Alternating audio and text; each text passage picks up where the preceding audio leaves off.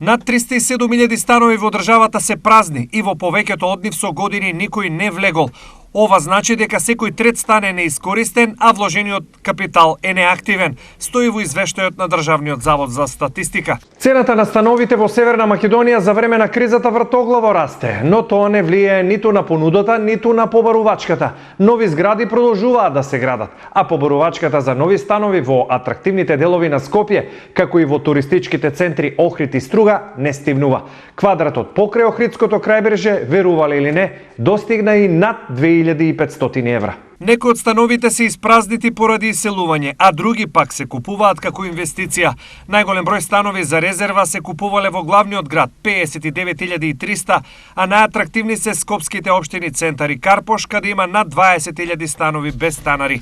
Охрид е втор град на листата со станови во кој не живее никој. Според статистиката, во овој туристички град има 17.820 празни станови, додека во Струга 10.153. Во Битола пак евидентирани се дури 16.063 стана без домакини.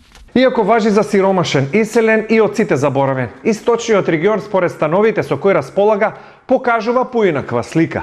Еве зошто. Источниот регион од некогашните речиси 190.000, сега има 150.234 жители и 84.324 станови, од кои 33.144 или 39% се празни.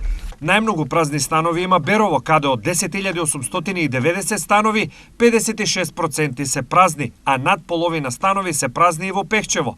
Во најголемиот град во регионот, Штип, празни се 31,5% од становите, а во Кочани над 700 станови или 38,5% од вкупниот број. Во последните 20 години и во Берово и во Штип бројот на станови е зголемен за 22, односно 19%. Со други зборови, Штип и Берово се најатрактивни, Берово како туристичка, а Штип како дестинација за живеење.